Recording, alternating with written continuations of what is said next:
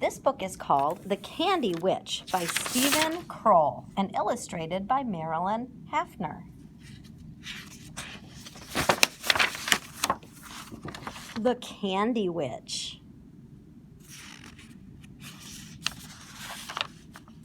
Oh, there's a Hershey's Kiss and a box of chocolate. It's making me hungry.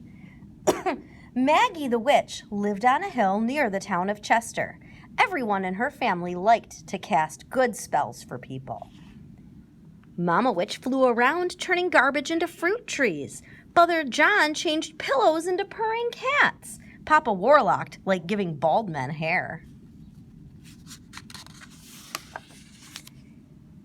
Maggie liked sticking candy into people's pockets. She liked filling empty refrigerators with food, but no one in her family noticed the things she did, and sometimes, because she was so little, no one noticed her at all. One night at dinner, Mama Witch said, "Maggie, when are you going to start doing good deeds like the rest of us?" "I do good deeds," said Maggie. "You just don't pay attention." "What a thing to say," said Papa Warlock. "Why, of course we pay attention." But that night, when Maggie made David Jennings' flowers bloom, no one noticed. Her mother was busy singing in the shower, her father was busy mixing a potion, and her brother was reading a book of magic. "Nuts," said Maggie. "If no one notices when I do something good, I'll have to try something else." She waited until the morning of Halloween. Then she flew to Ellen Perkins' house and cast a spell.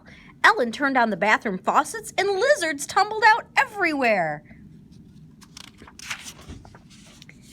Maggie flew to Patty Russell's house and changed a dining room chair into a blueberry pie. Patty sat down on the pie. Then her mother found a frog in her pocket and her father's hair turned curly. The coffee pot poured chocolate syrup and Patty fell over a cow on the way to the school bus. Maggie followed the bus. When she got to school, she sat on the roof thinking of more mischief. When Diane got up to answer a question, her books fell to the floor. When Myron came to bat during recess, an orange fell out of his ear. When Eric opened his lunchbox, it was full of mice. "Something weird is going on in this town," said Eric, and everyone agreed, especially Bill, whose milk had just turned into a flower.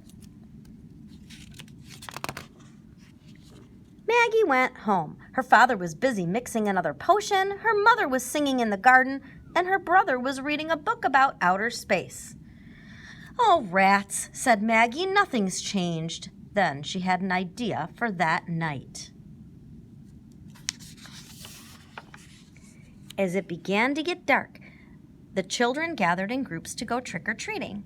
They were dressed as skeletons, cowboys, gypsies, witches, and pirates. And as they went from house to house, the candy in their trick-or-treat bags grew heavier and heavier. By the time the children got home, their bags were almost too heavy to carry.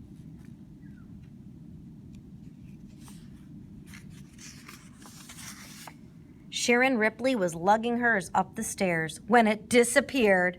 Her brother Philip was putting his under the bed when it disappeared. Patty Russell was showing her candy to her mother when suddenly it was gone. David Jennings had just spilled his all over the floor. As he went to pick it up, it turned into air. The next morning at school, everyone was talking about the missing trick-or-treat bags. Not a single child in town still had one. Ellen Perkins was angry. David Jennings and some of his friends were crying.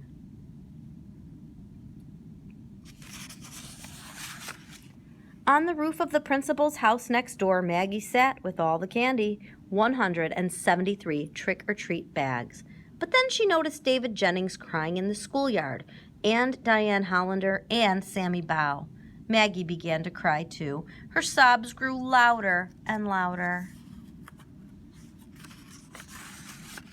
Suddenly, Mama Witch, Papa Warlock, and Brother John appeared.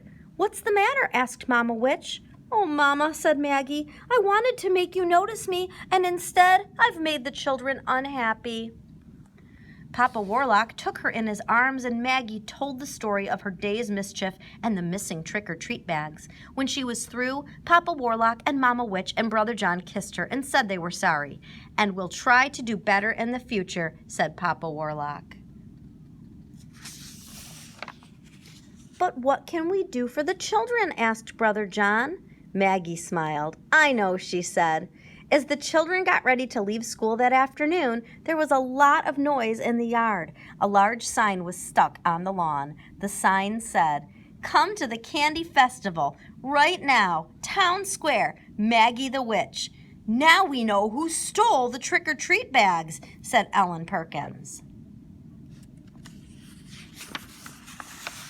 The children all raced off to the town square. The fountains were spouting lemonade. They were overflowing with Hershey's Kisses, candy apples, M&Ms, peppermints, caramels, jelly beans, and lemon drops.